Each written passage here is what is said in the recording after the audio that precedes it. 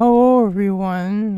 This is me, Dusty Circuit here, and today I'm back with another episode of my All the Games I've Played series.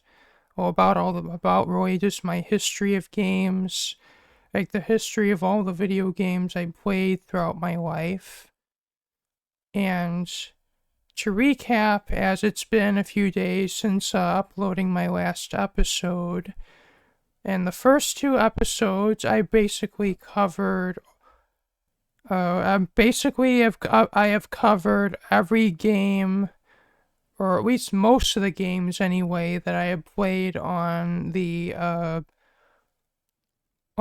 least the two Nintendo platforms that I have mostly used, especially in my childhood. Though Though now in this video, we're going to take a little bit of a turn to more uh,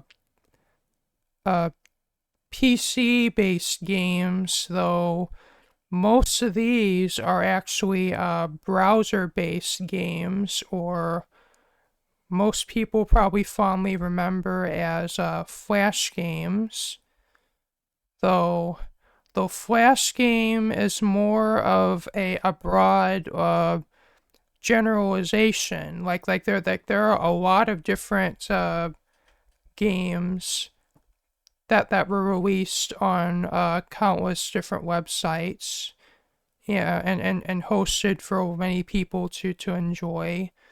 But like I just remember there was Flash, and then Shockwave, and then there are countless other, like, I guess, players. I don't really know the technical term for it, but there are a lot of different games that you could literally just go online and just play for free in your web browser, though some of them were just trial versions for paid games, though, though the vast majority of them are games that are free to play. And there were like entire websites literally just dedicated to hosting these online games. And if you were like a kid, or if you were in school at any time during I would say the late 2000s up until, like, pretty much any time from maybe the mid to late 2000s into like the 2010s, or at the very least up until the death of Flash, or that is, if your school district hasn't restricted or censored access to these sites. You probably remember, maybe at some point, a bunch of kids in your school actually, like, whether it's in a classroom that has computers or in a computer lab, we probably have seen kids playing these games on the computers, or maybe even you might have even played some of those games yourself at school. And maybe if it's a game you particularly liked, you probably might have even spent some time at home playing that game. And you probably, depending on, I guess it's depending on, well, what, where you stood in life, or just kind of what friends you had, or just, I guess, more, or even just what kind of type of games you enjoy playing. You might have fond memories of playing some Flash games, or at least some Flash games, if not a lot of Flash games. And so I would say, pretty much all of my life from, I think even, I forget what year it was when I first started playing Flash games, but I'm guessing it would have been 2007, 2008-ish, up until about 2012, because that was when I actually first got Minecraft. But even well into my Minecraft days, I'd occasionally sometimes play Flash games. Though, as for what types of Flash game, what specifically what Flash games I played, there's way too many of them for me to mention in one video, or probably even like 3 videos. Like if I were to literally talk about, or especially talk about in depth, every single Flash game I've ever played, we're probably going to be here for at least a few hours, if not several hours. So, I guess just mostly going to talk about what games I specifically remember playing the most, and what games I had the most time in. And some of them I actually still sometimes play today, despite having a growing Steam and Epic Games library, and having played Minecraft for over 10 years at this point. So anyway, I'm not really sure what game to really talk about first, and I don't know if I can even really go in any sort of order or chronological order, but I think the first game, there are a lot of different games. Like, as I said, there are, like, in the span of even just probably 1 or 2 years, there were probably at least 10, 20 different games I played, but but if I were to break this down by what site what that I played games on, I would say the first one would have to be the site called Cool Math Games. I know, kind of a funny name for like a Flash game site, but I guess this site started out as just educational games, but I guess later on, it became a place to host Flash games. Though, well, I didn't play that many games on this site, but really the only 2 games really that come to my mind, or might just be one game, is this game called Parking Mania. It was basically a game where you have to drive a car into parking spaces.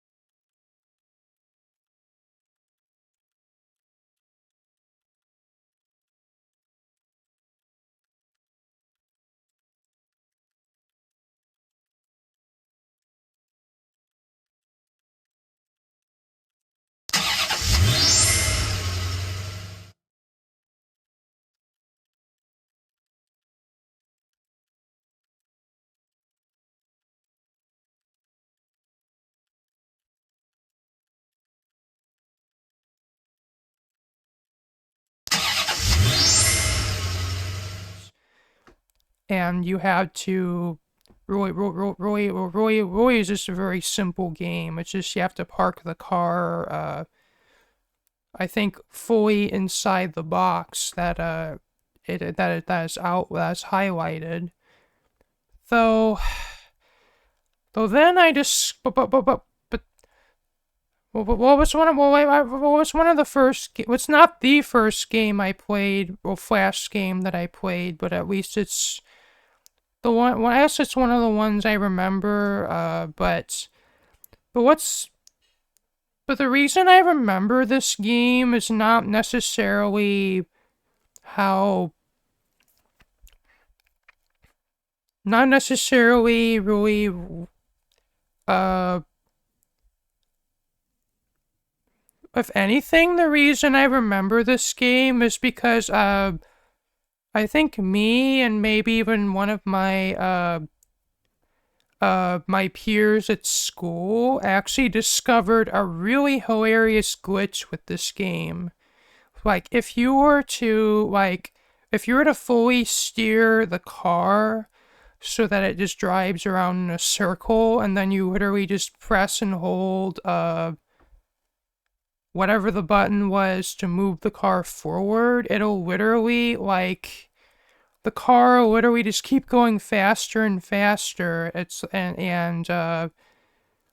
then it'll eventually get to a point where it just literally moves everywhere around the screen until it eventually crashes into something.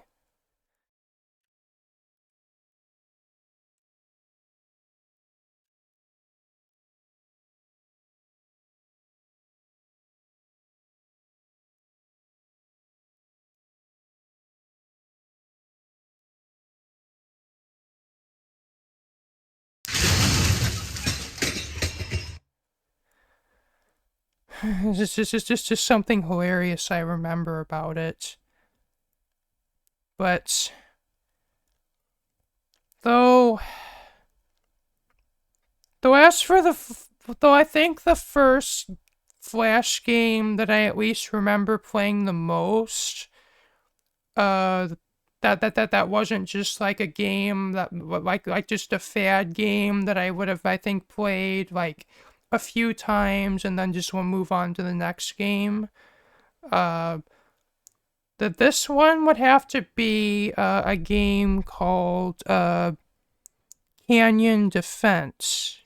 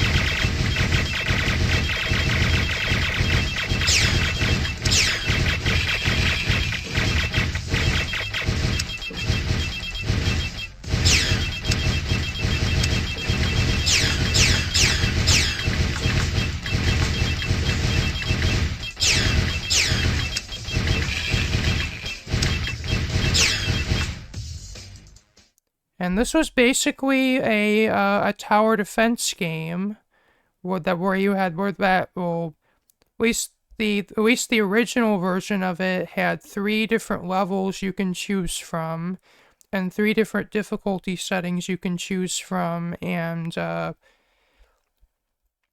if you're not familiar, and for those who are not familiar with the whole genre of tower defense games, tower defense in its most simplistic form is you just have a map where that you can place gun turrets on, and there's like a certain there's like a place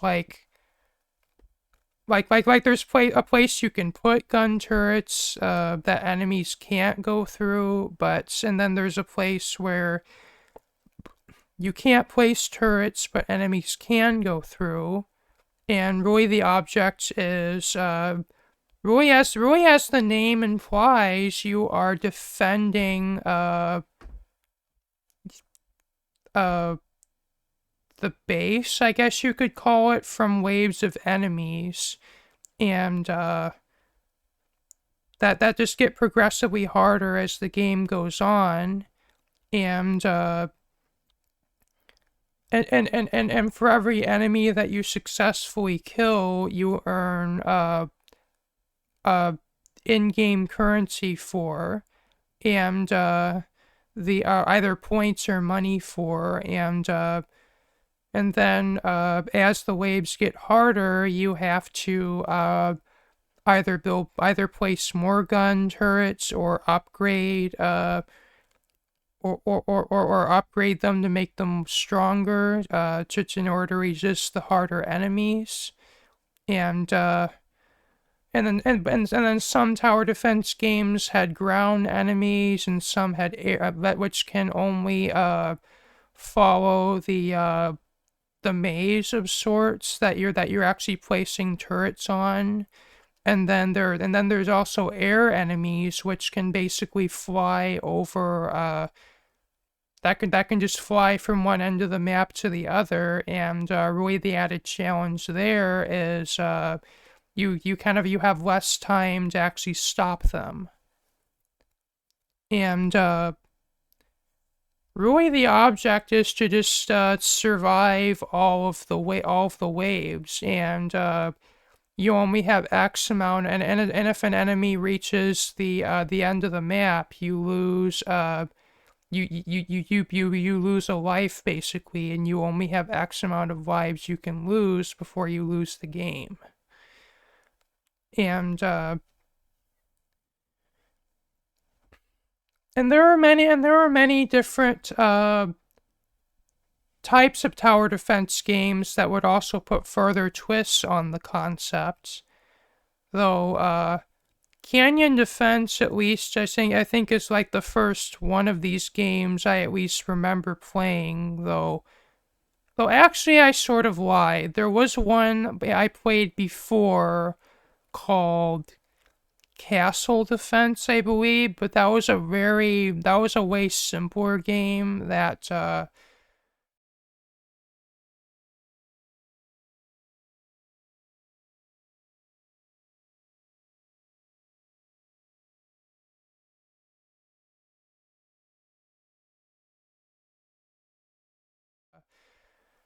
it's just the way that game was designed. It was very particular about where you actually can place your turrets, and it's like there's like not very like you don't get very much like wiggle room with that game. It's like you kind of like you don't get like it's I guess I'll just say the difficulty curve of that game, like it starts out very hard, but I guess it gets easier as you go on and you get more money and you can place more turrets down. But that game, at least for me, kind of personally had a bit of a too steep difficulty curve, and I guess Canyon Defense's difficulty curve was more I guess made the game more easier for me to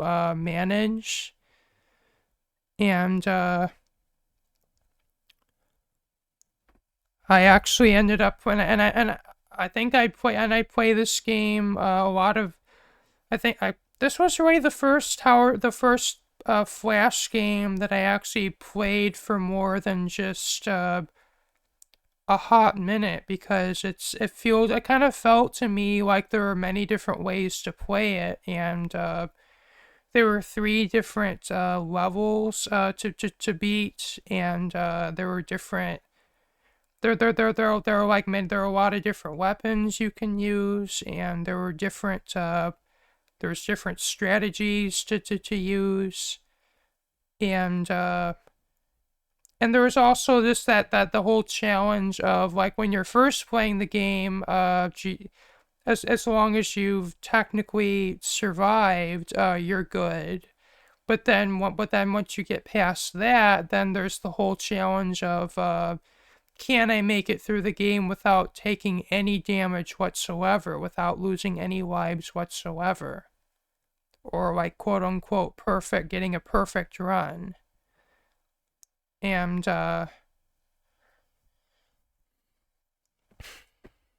it definitely adds a whole nother challenge element to the game that also that makes you want to keep playing it and keep getting better and better. Though that game what eventually a bit later on actually have a sequel come out, fittingly enough called Canyon Defense 2, which more or less just kind of overhauls the game, like improves the look and the visuals of the game.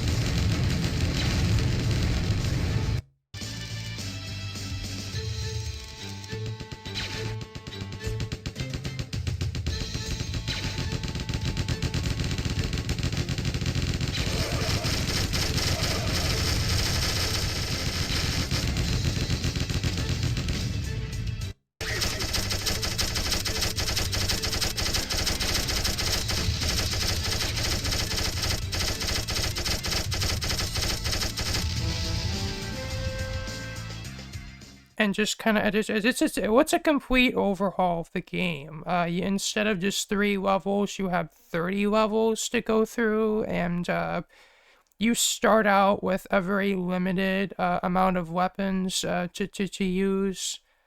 Like, I think you only start out with just basic like gun turrets, and then as you progress through the game, you unlock like anti-aircraft turrets and other like and other types of weapons. And I think you also unlock buildings that give you certain abilities. Though Canyon Defense 1 also had that. Like, it had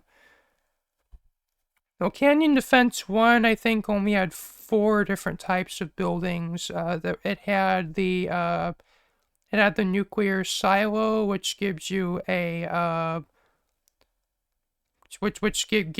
gives you like a nuclear strike ability, which just basically lets you like eliminate a large amount of enemies in a certain area. Like, so, like, say if you have a few enemies slip through, you can just nuke them.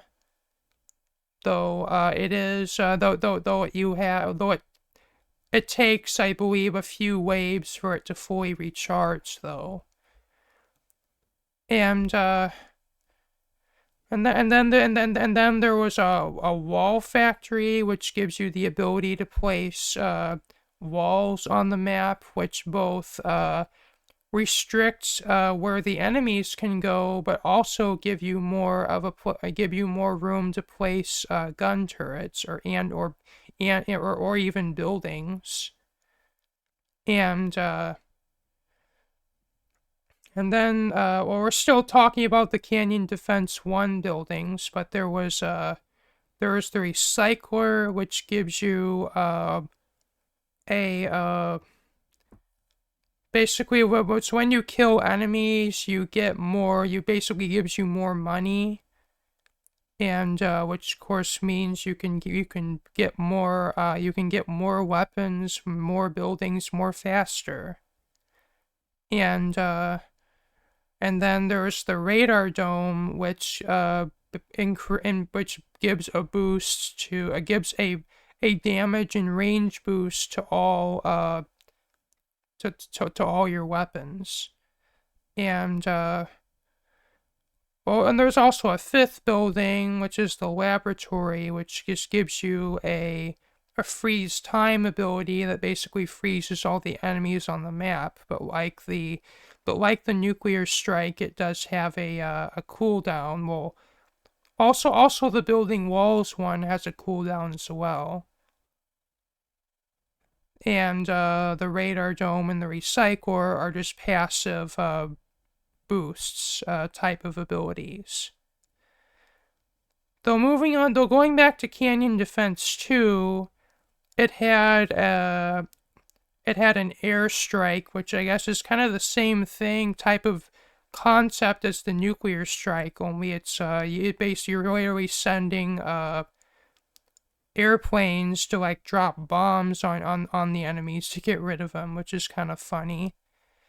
And then there's also, and it also had the wall factory, just like in the first Canyon Defense. And then also the recycler from the first Canyon Defense. Though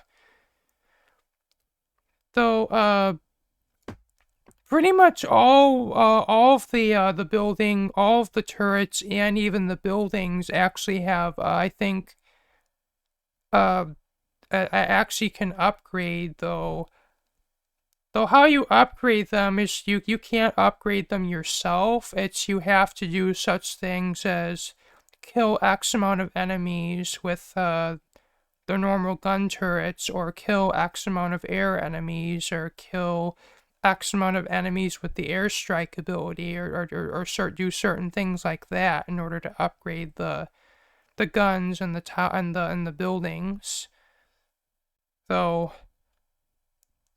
it's interesting about the recycler in Canyon Defense 2, is it actually, the fully upgraded version actually slowly gives you a trickle of money over time. So it's like you don't even get money just from killing enemies.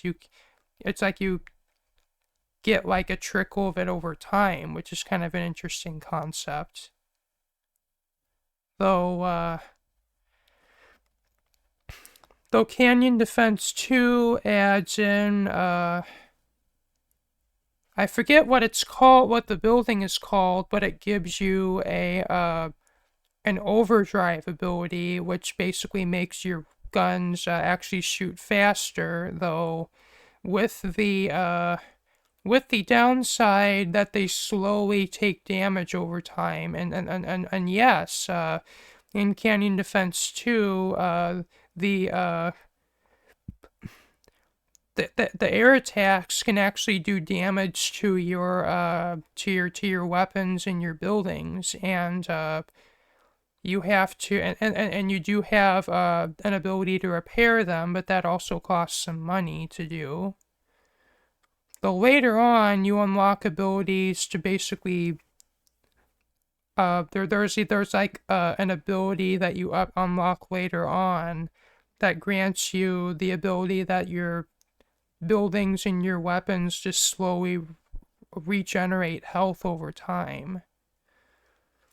And at least from what I'm remembering, there's one more special ability you get from placing a building down, which is the weather station, which kind of gives you the storm ability, which basically, like, it basically, like, I guess from what I understand, from what I can understand, it pretty much like lifts enemies up into the air, so it basically, which not only stops them so that they can't move, but it also lets your air defense weapons actually take shots at them, which is kind of interesting.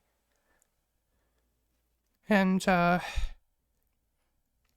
but really, just these two games alone, I probably have several, I probably have a few hundred hours in alone, just in these two games.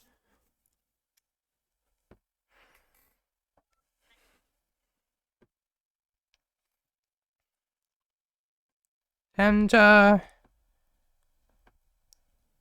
guess kind of staying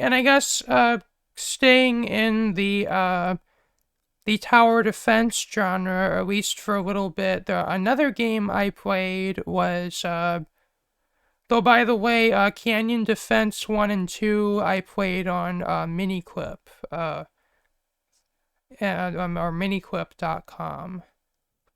But I guess staying with the tower defense genre, at least for a little bit, this is actually kind of an interesting one. I guess it kind of is tower defense still in a sense, but you play it very differently than most other games. And so I believe it was called the Space Game.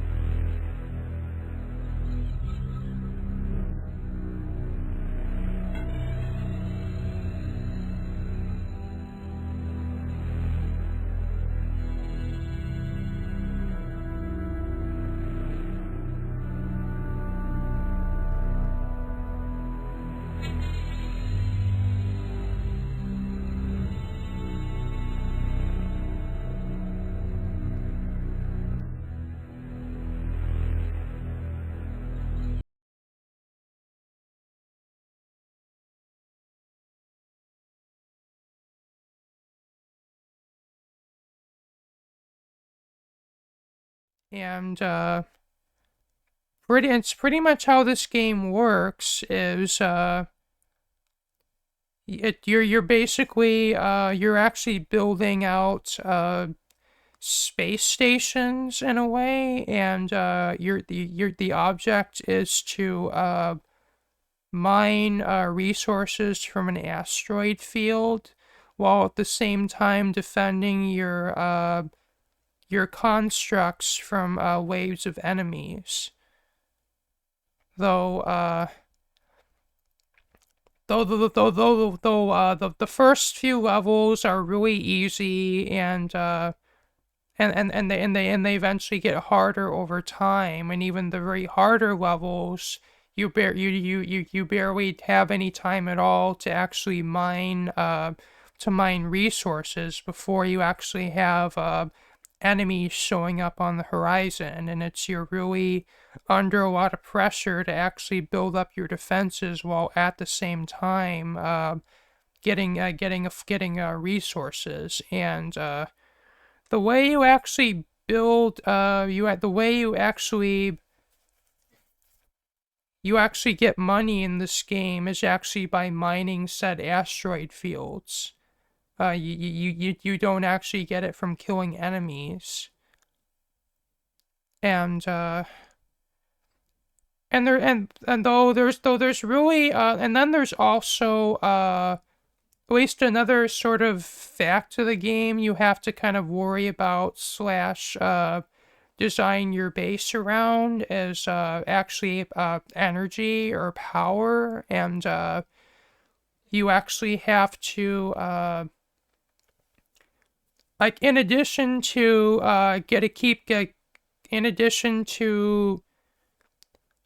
keeping a steady supply of resources flowing, you also have to keep a steady energy supply, which you get from building solar stations. And mining resources uses power, and also defending your base from when the enemies come also uses power. And well, if you run out of power during an attack, well, good luck to you. And but there's also a repair station you can build that basically any buildings or within its range you will basically have will get repaired by by repair robots that will fly around and repair at least everything they can before they have to go back to the repair station to recharge.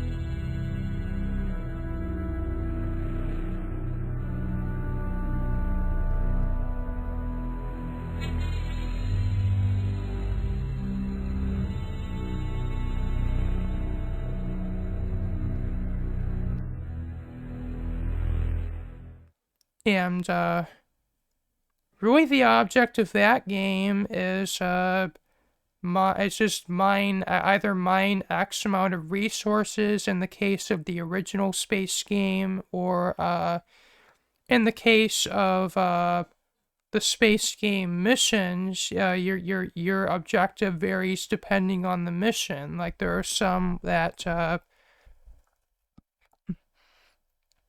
there are some missions where you're just mining an asteroid field, but then there's also other missions where you're having to complete certain objectives.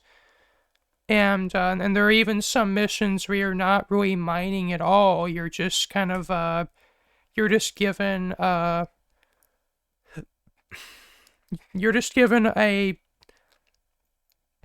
amount of resources to start out with, and really you just have to survive through all the waves and just kind of defend whatever it is you have to defend until the end of the enemy waves.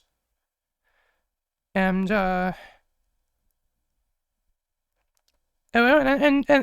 this game was really fun for me, though at times it did get frustrating for me. And as a kid, I don't think I actually ever completed this game. I think just because I think the difficulty got to a point where I found myself like probably playing the same level just like more than 10 times, because I just would die every single time.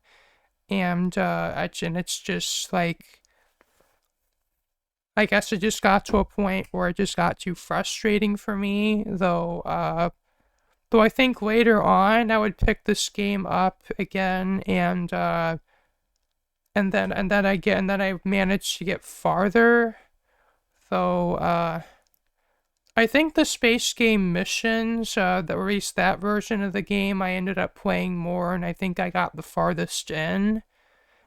And I think I even got all the way to the final levels of that game, where you basically are fighting off this crazy boss mothership that was literally like it spawns in different waves of enemies and has this really powerful laser that, well, if it gets in within range enough to actually use that, basically does a huge amount of damage really quickly. So it's you really want to destroy it, or at the very least get its health down before it actually gets within range of your base to actually use that weapon.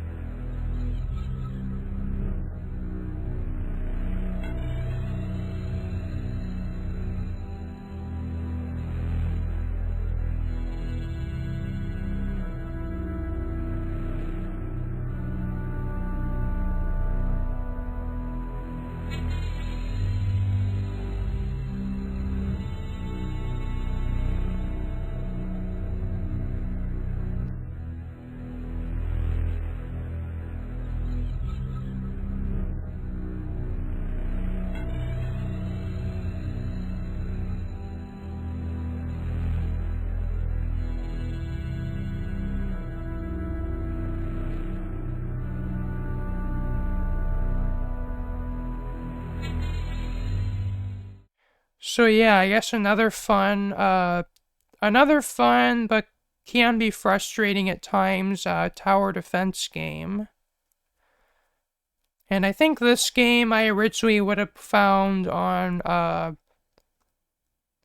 think I would have played this on bubblebox.com and armorgames.com.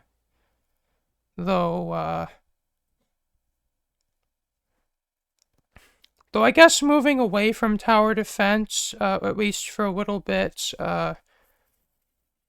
another game I actually ended up playing a lot, and this was, I believe, on Miniclip, and this was called, this was a game called Motherload.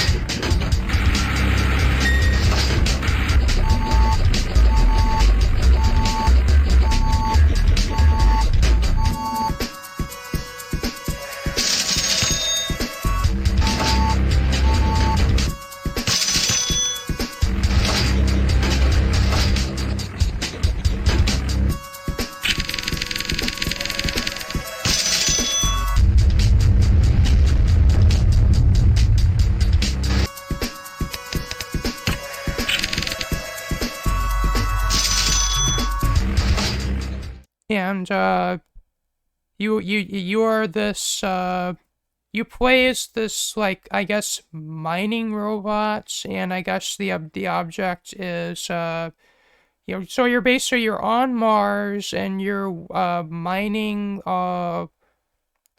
you're just mining for all these different types of ores, and really the object you don't even know the object of the game when you get started, but really the object is to get just to make lots, is to basically make money from selling these ores or these resources, and to actually upgrade your vehicle or or machine or whatever you want to call it, and then you can also buy, like, and then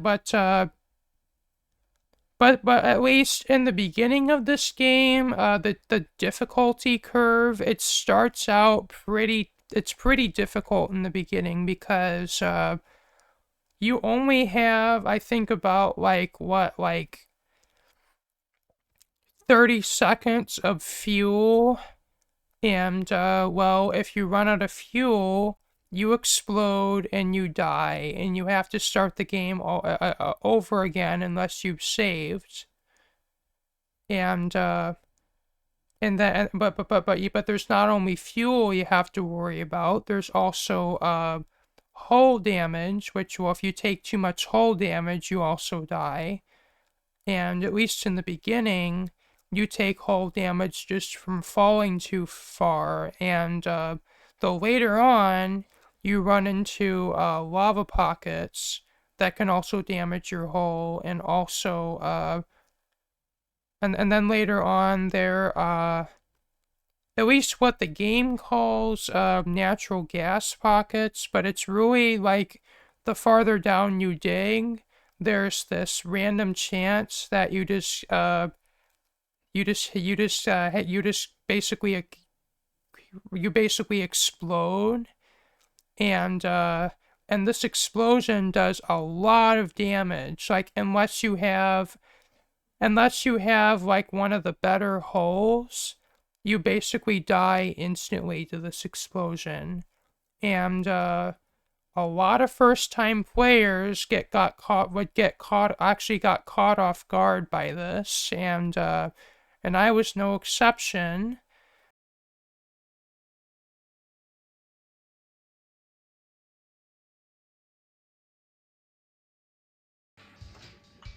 We're gonna get a cutscene now for sure. Oh! Or that happens and I go home. Sheesh, don't hit the ground. Don't hit the ground. Ah! And I believe literally one of the first times I died. Well, I guess the first time I died was from running out of fuel, but aside from that, I think the first time really I actually died, at least later in the game, was due to one of these explosions. And let's just say it was at a point where I forgot to save because I was having too much fun just playing the game. And let's just say I got set back pretty far because I forgot to save, and it was not fun. But basically, though there is kind of an element of storytelling in this game, and there's this character that sort of I guess they're kind of I guess they're kind of like a boss of sorts. Like you're kind of it's like the game is presenting itself to you as you're working for this like mining company of sorts, and at least the main character of this game is, I guess, your employer of sorts, I guess, if you can look at it that way. And they basically guide you around and like kind of tell and like sort of tell you, at least sort of instruct you what to do. But then there's a point in the game where if you don't want spoilers for the game, I will post an editing time for you to skip in the video too. But if you don't mind, keep watching. But anyway, there comes a point in the game, where. Oh, before we get to that, there's one thing I forgot to mention. There's also a shop. Well, there's actually like when you're playing the game, there's like I guess on the surface there's a building for refueling. There's a building for selling your ores, and there's a building for buying upgrades, and then there's a building for buying I guess like you can get fuel refills, based on like it's like portable fuel refills, portable repairs, and then like also explosives, which actually will come in handy later on as you do run into rocks that you can't drill through, and if you run into a lava pocket that you don't want to go around, you can remove it with the explosives. And then there's teleporters, which you can get, which are really come in handy if you're thousands of feet below the surface and you're deep into if you're deep into a mining tunnel with tons of twists and turns, and you don't have any time to go to the surface, and you're running low on fuel, you can just teleport to the surface.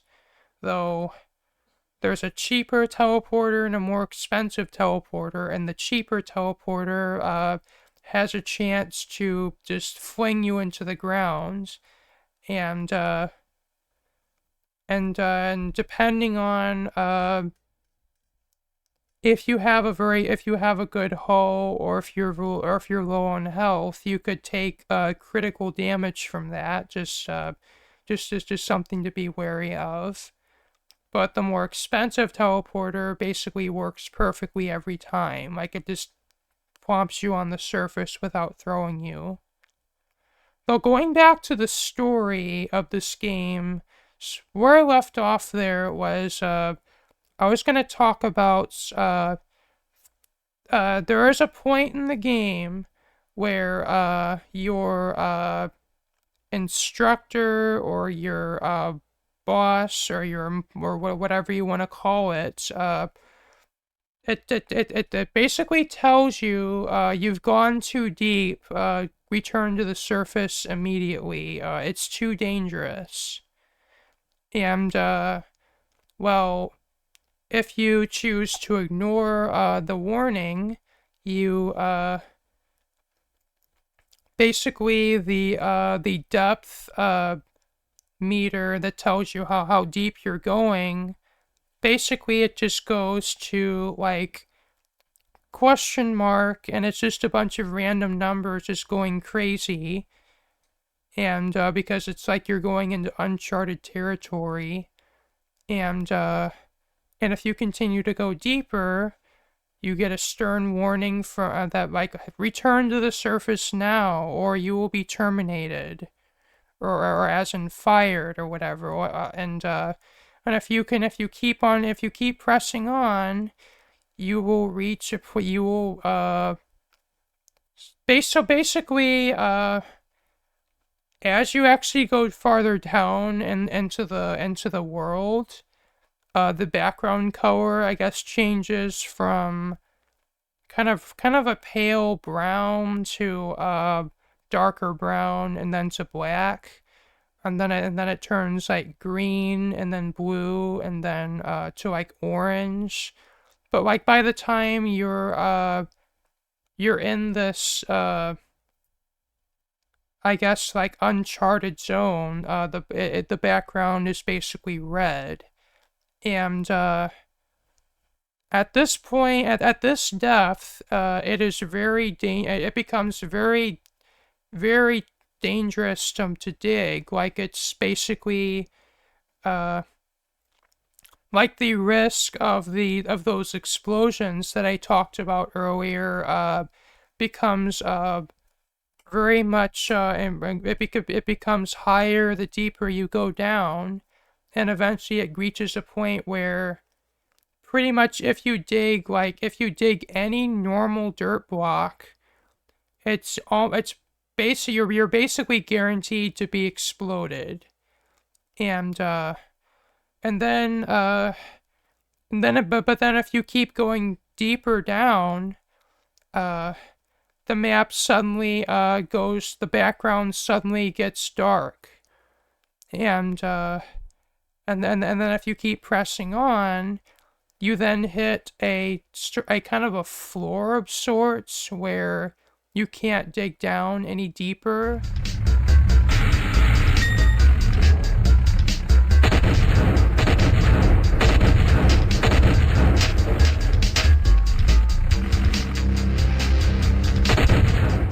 But then it looks like there's this, what looks like a huge cavern beneath you. But then if you dig all the way to the right of the screen, there's this one block gap that you can actually go down.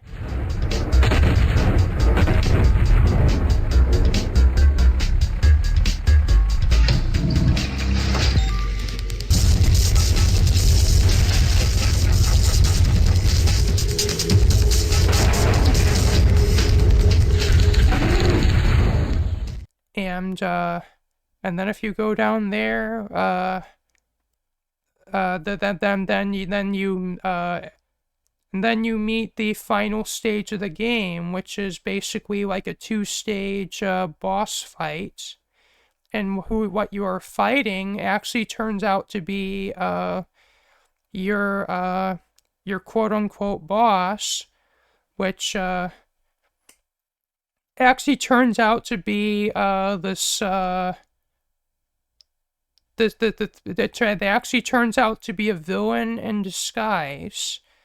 And And if you've kind of paid attention to the game, there's a subtle kind of thing that might actually give you a bit of a clue as to what you'd be doing within the end of the game. The name of your instructor or boss or whatever you want to call it. It is spelled Natas, or I think Natus. And well, guess what word that spells if you spell it backwards. Yeah. And so in the first stage of this final boss fight, you're just kind of defeating like the first stage is easy, but then there's stage 2.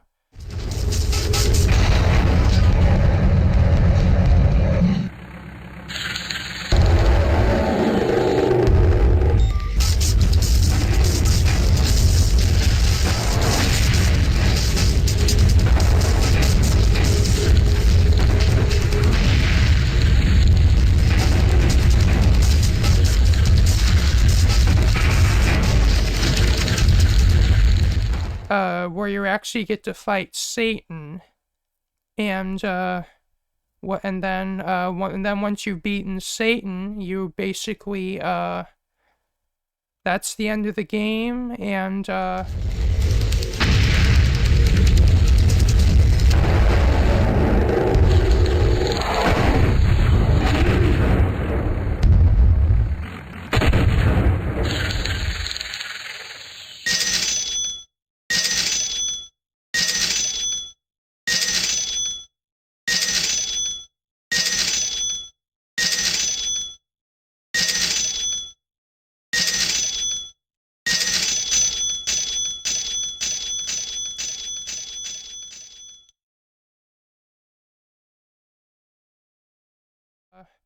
but then what's kind of interesting is there's kind of also this game also has a new game plus element to it where you can, after you've beaten the game, you can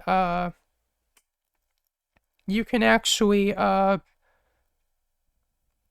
you can actually play the game again, but if you actually look in your inventory, you actually have what's called a Satan's head, and it turns out you can basically play the game however many times you want, and then beat it however many times you want, and get as many Satan heads as you want. And though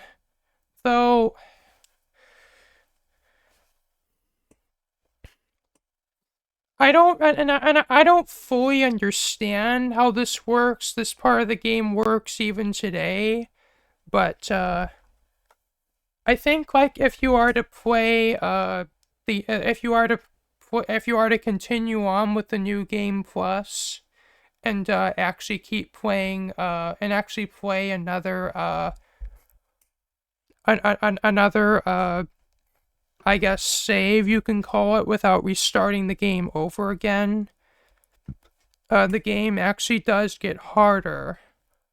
Though the one aspect of Motherlode that I forgot to mention is there's also earthquakes. Though you're technically on Mars, so I guess I've literally even heard one streamer who was streaming the game actually call it a Marsquake, because I guess you're technically on Mars. So anyway, these earthquakes basically so there's a chance of these quakes happening. I think it's whenever you go into any of the buildings on the surface, there's like a random chance of a quake.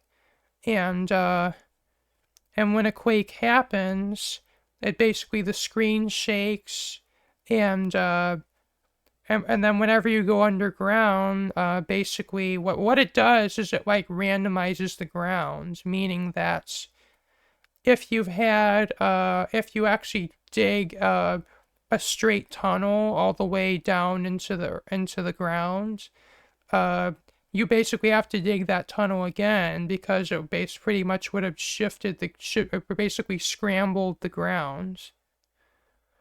And I believe in the new game plus, those quakes actually become a bit more common. Though I don't fully understand how that aspect of the game works even to this day.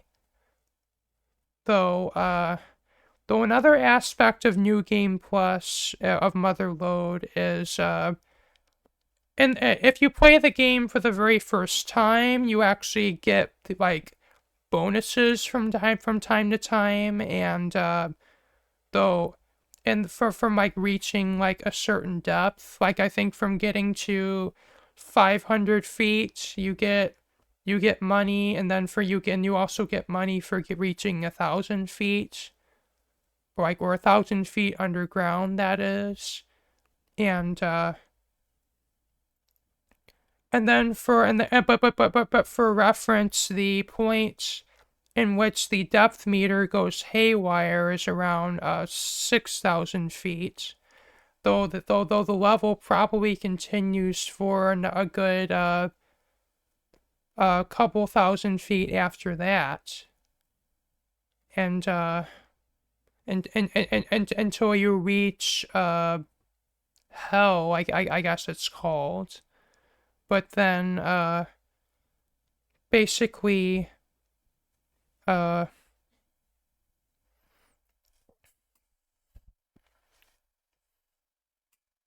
and but then one about one more thing about Motherlode. There's another aspect of the game where you can find there's these certain artifacts.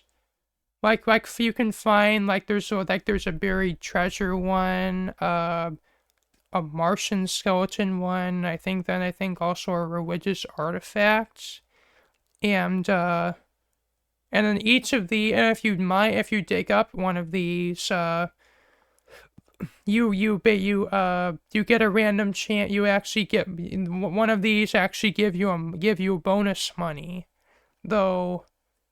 What's kind of overpowered is the religious artifact one gives you 50 grand or $50,000, and if you're lucky enough to find one of those, especially in the early game, that basically gives you enough money to pretty much upgrade you can pretty much upgrade everything up to you can pretty much upgrade your entire machine, like your drill, your hull, your engine, and your cargo bay, your fuel tank. Well, I haven't talked about the upgrades, so I'm talking about them now. But you can upgrade everything.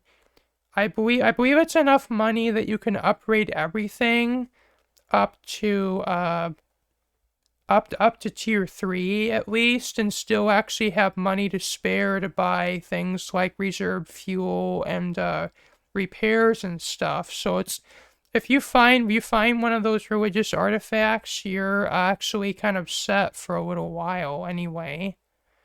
And what's funny is that means those artifacts are literally more valuable than most of the resources in the game. And I think it's literally only diamonds and Amazonites that are actually more valuable than the religious artifacts, which is kind of crazy if you think about it. Like if that's an item that you can actually find early game. And yeah, like just this game alone, I probably had a few I probably had a few hundred hours into, or hundreds of hours into. And in fact, This game would actually have a sequel come out, though this time it's actually a real it's actually a game that you can buy on Steam as opposed to just a Flash game. It's called Super Motherload, which is basically an overhaul to the game, though.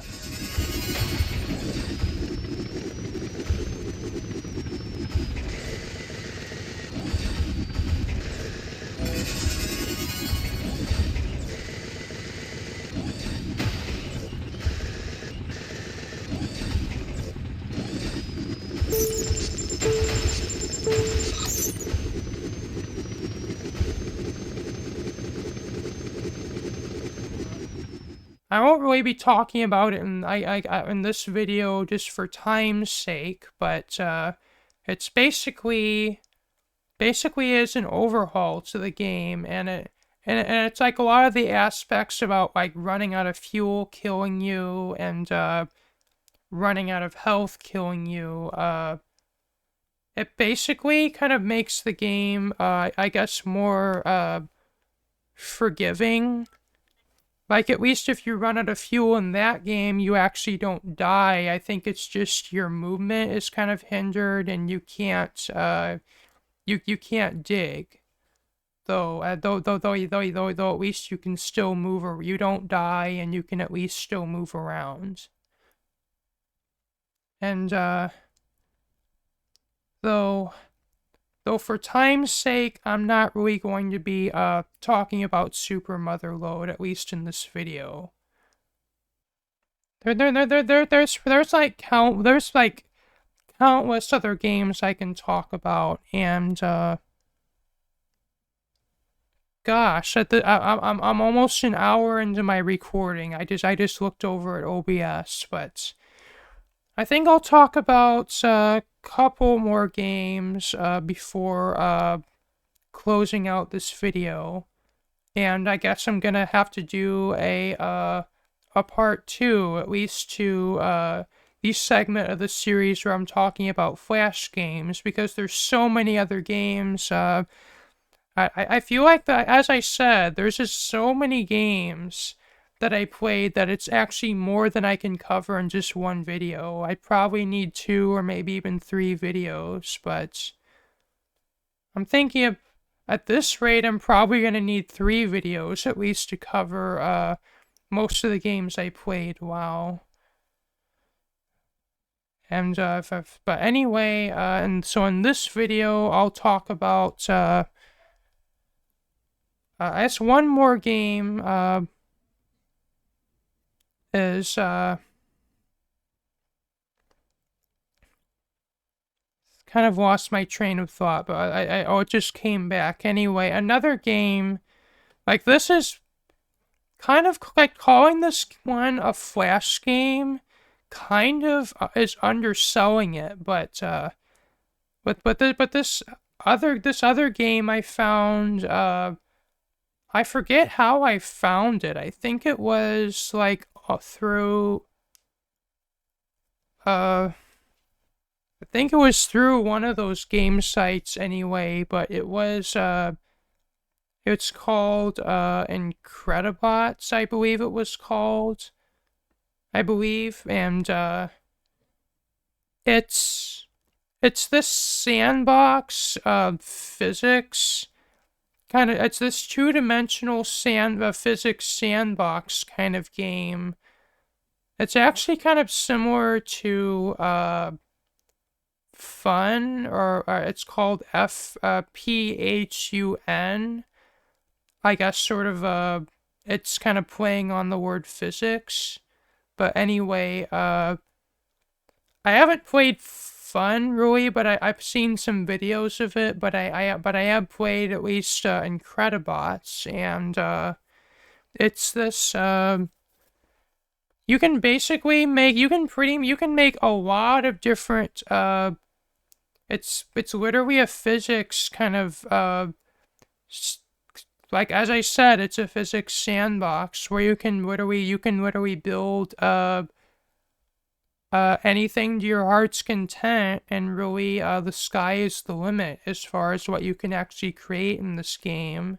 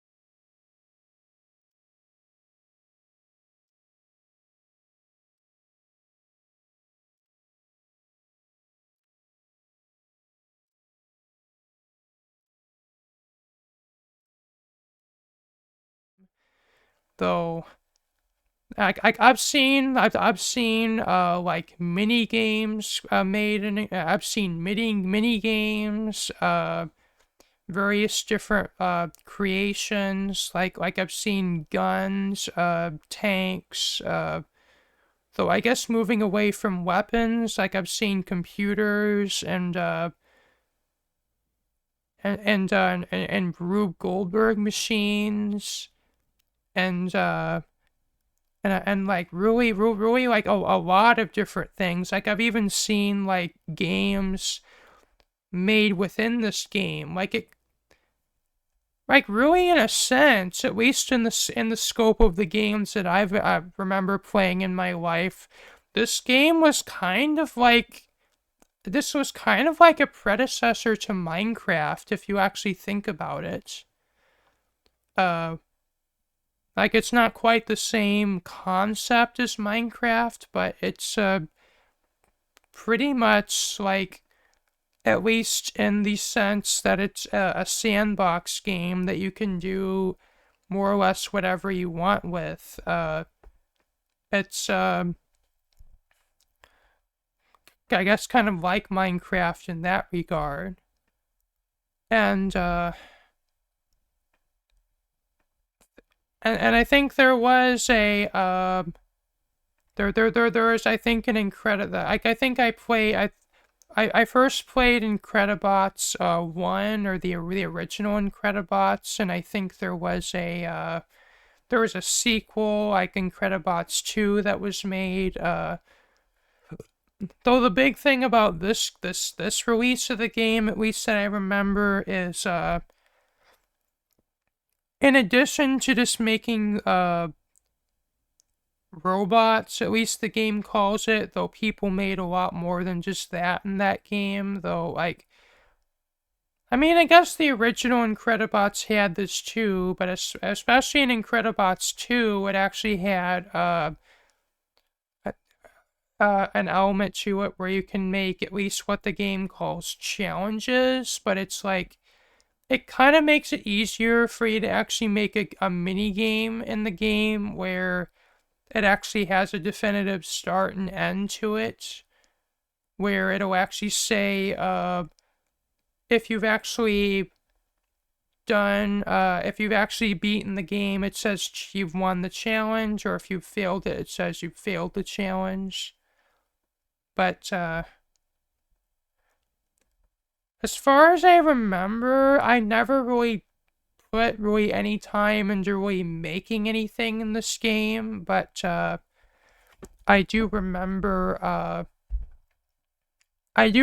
spending countless hours just browsing through the collection of bots that were actually, or creations that were actually featured, and like they're categorized by like the most popular, and yeah, and it's.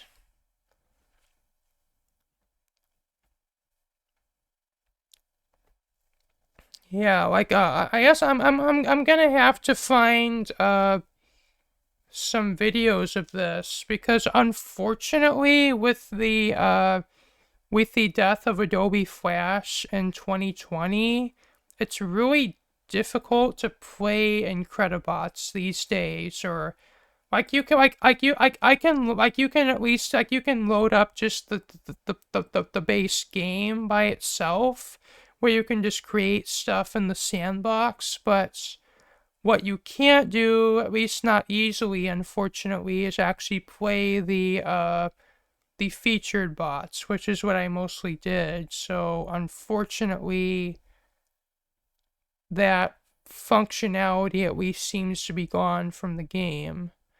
Though there are actually like there are some people who are actually going to the effort of actually preserving this game. Which at least is kind of nice to see. And there are ways to, I think there's ways to download it and I guess run it standalone, though I haven't really looked into this. And just my abilities to really get into the nitty-gritty of especially the software side of computing is just it's just not really good.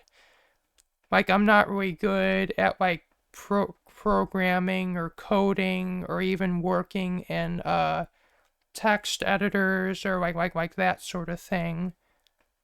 And so really, it's just if I ever have to do that kind of a thing, I'm literally just relying on tutorials. And what's kind of annoying, especially to me, is a lot of the experts. If I go ask all these, if I literally go to somebody who's knowledgeable about that sort of thing and just bombard them with questions, it's just there's just a lot of people, especially game developers and people and like in this field, just see it as you're just asking them with a bunch of stupid questions, and they just don't want to help you because they just assume most people know this. Most people know what you're asking. But well, the reason I mean, if I knew that stuff, I wouldn't be asking you. Anyway, I guess the rant over. But anyway, so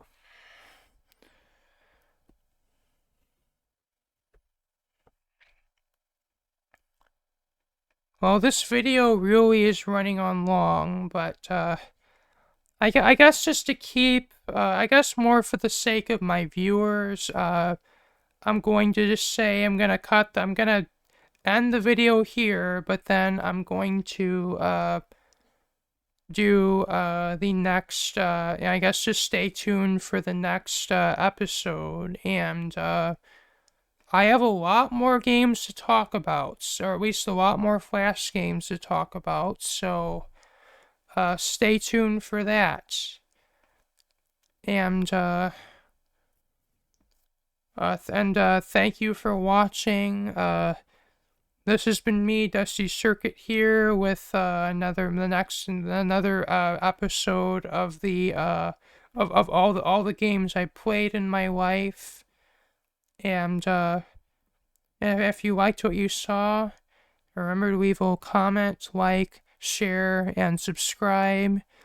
If you want to see my next videos, be sure to hit the bell for notifications. And peace out. Bye.